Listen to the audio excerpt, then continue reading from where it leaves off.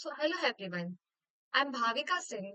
I have made this game Trix-Battle Arena, that is a decentralized blockchain game. So blockchain is a gaining momentum, but a lot of decentralized apps are very complex to use and are not very user friendly. So I have made this game, I have made this decentralized project, in which the players can collect the tokens as well as connect the wallets. And also they can stake the tokens. There are several features of my project, but there are three main features. The first one, that it has a very intuitive front-end website. That means users can easily play their games. Secondly, it has a security integration with the MetaMask. And on the third, I have made it more secure using Sepolia ATH. Now, I have no, not I have recorded this project beforehand. You can see this on my YouTube channel. That is this one, the demo, and I'm also going to show you in this part two, the explanation part two. So let us walk through my project. So this is the front end, how the front end of my project looks like. And for the front end part, I use HTML, CSS, and JavaScript, and also a bit of Tailwind CSS to make it more colorful. The first step is to collect the wallet. So I have done that using MetaMask. Once the wallet is connected, then it will go down. You can see the player one, and there is a player two. Now players can stake tokens, and of course also they can buy. So one GT token is equal to 10 USDT, but it can also reach up to 10 raised to 6. So I have done here. That is also over here. Then you can start your game. I have made a simple game, tic-tac-toe game. I was focusing more on blockchain part, that is solidity and contracts. So as you can see, it's just playing a simple tic-tac-toe game between two players. Okay. Now the winner is also announced over here, and the payout transaction is also done. Okay, and it has also separate, and it is very secure because I use Sepolia over here. So let us try to understand how the backend of my project, how the project is working, and how I have written the contracts. So as I have earlier mentioned, so why did I record the video, separate video? Because I also wanted to show the scrappy version of my project. Like how did it look like earlier? It looked like this, and it has some parts like this also. Now let us try to understand how does the how does the coding part looks like. So I have written four important contracts over here. The first contract is Genesis token. Token is a very important contract. So for that, I have made a class contract, and is Genesis in Genesis ERC20. I use ERC20 over ERC21 because ERC20 is more secure uh, and error free. Then I have created an event handling method over here. U in 256, and I have typecasted the value. Then I have constructor over here, and then I have used function met as address to U in 256. Again, I have typecasted the value. And here I have emitted simply. Second one is mock USDT. A mock USDT is like similar to some gaining some values in USDT dollars, as its name suggests. So that range I have kept that. Suppose a user wants to give a range instead of 10 to 10 raised to 6. So let us try to understand that also with the help of my earlier scrappy version of my project. So as you can see, I have to play again, find a match. Suppose stake your tokens, play again. Stake the tokens, and you can just play here over. Okay. So um going to the contract part, it will construct the constructor will come over here, and mint will be the messenger part. Also, there will be decimals part over here. Now, next part is the very important part, that is the play game part. Because the play game part is the most important part because with the help of that, the user can stake tokens as well as collect the tokens. The contract play game is this is a first of all, this is a I have created a class, and these are my some of the constants. Then I have used a public operator. I have kept it public because we want individual participation of each and every individual. Then I have created another class struct that will have an address of the player one, address of the player two, and two boolean functions. So after this, what will happen? There will be a set operator.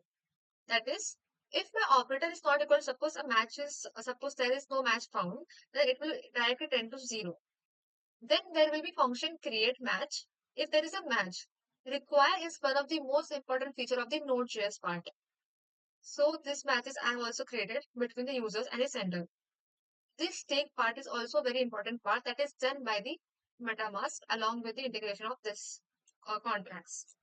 So as you can see that function stake byte external requires game.status. That means if the game.status is a match is created, the sender sends the player one the request as well as player two accepts the request, and both of them start playing the game.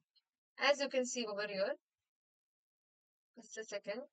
Once they exchange the tokens, they start playing the games. And once the winner is decided, they share their tokens. Transaction is done from one place to other place. So, the unique feature of my project is that it also has a winning status. It also has a time-based bound playing. Let us move on to the token world sold. Token world is also a very important contract that I have written that I figure out with the help of the earlier version, like the scrappy version that I made. This was the so I figured out that the tokens were randomly shared. So for not allowing them to be randomly shared, I just connected them with the wallet. So the I will be telling you about the MetaMask part after I explain this. After I have explained this, once I explain the contract parts. So, uh, just a second. Yeah. So token walls will be shared over here. Now, the most important part of my project was setting up the ENV environment and the hard hat configuration. Because hard hat configuration has two important parts, that is the RPC URL and a private key. Earlier, my RPC URL was of Solana type, but then I realized it was not working. So as you can see on my screen, I've created two accounts over here on MetaMask. One of them is Solana account one, and the second one is of the Sepolia account. So that you also can create here by simply adjusting. Ad, there are several testnet available here. You can just add your custom network. So I think this was a major problem that I faced, that my private key was coming again and again wrong because I have used it multiple times in several projects. But I figured out the solution. First of all, I went to this Ethereum Sepolia faucet. Ethereum Sepolia faucet, but there were no. If I have done, I wrote my DNS domain name, that is my network name, but there was no tokens available over here. So the other thing that I figured out, that was Google Cloud Web3 is an excellent Ethereum which provides excellent Web3 that provides Sepolia Ethereum for free. So now you can see once my uh, once my uh, once my use once my game is played, we can easily stack the tokens in the uh, MetaMask. As you can see from here, this is a MetaMask. Let me show you. Let me give you overview of the how I have used MetaMask and how I have integrated it in my project. So, as I mentioned earlier, I have used Solana, but that was not that much useful to me because I wanted that my every user that comes to my game, they must have a secure and an integrated website. As you can see, it is connected to the wallet without even showing anything, without showing anything. So that is the unique feature of Sepolia. That is the unique feature of Sepolia. Just a second. Just a second. Let me just open this. Okay. This is what you can see. You can also discover here, and you can see how several other Ethernets are working, and how their portfolio is working. And with the help of that, I just received 0.05 Sepolia. Once the game is played, initially it was 0. Then afterwards, I received 0.05 Sepolia ETH. So this is how this is how this the MetaMask part was done, and this is how I wrote contracts. And for the, as earlier I mentioned, I use Tailwind CSS for making my front end more interactive and more like user attractive, so that uh, to make it more attractive. So, and also I use DOMs of JavaScript to make it more like how to make it according to the user perspective. Now let us try to understand one more thing, that is ENV example. ENV example, ENV environment. It has a private key and Sepolia RPC URL. So we need to, whenever we are making a blockchain project, we need to make have just two things in our blockchain project. Why? Because supposingly, if I upload my this project on GitHub, just let me show you repositories and this Trix game.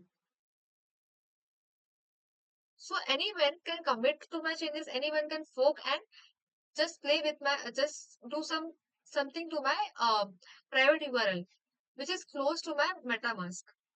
But when we want to avoid this, we want to keep the website, our project or our game integrated and very protective. Then we have to set up ENV. Let me tell you what is ENV. So ENV is a type of is a host of the hard hat which helps in keeping the private URLs, private key URLs, blockchain URLs, as well as hardware URLs together, so that there is no chance of insecurity. There is always a good chances of security process. So this is how I have also deployed my project on the Vercel. You can see that. Um, Now let us try to. There are some future versions. There are some. I have also used. I have also. I have, let me show you the game flow. How does the game looks like with the stake tokens or buy tokens over here that we have already covered in the initial parts. And this wallet is connected over here. Then you can easily go down over here. As you can see, there is a battle arena. First of all, the wallet gets connected. Then we once wallet is connected, we take the tokens, buy the GT tokens. GT tokens are basically gen tokens. That each token is of some value. You can also I have made it dynamic because I want the user to take or give the, it is user dependent. Now, there are also some future scopes that I have decided for my project.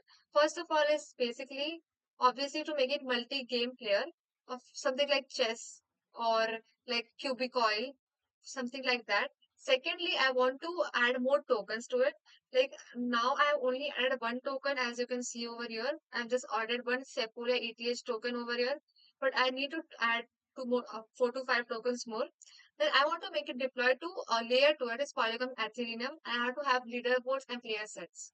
So this is how my whole project works like, and I have explained each and every part from the back end to the front end, and also the how my MetaMask has working and how my the entire project works. Thank you.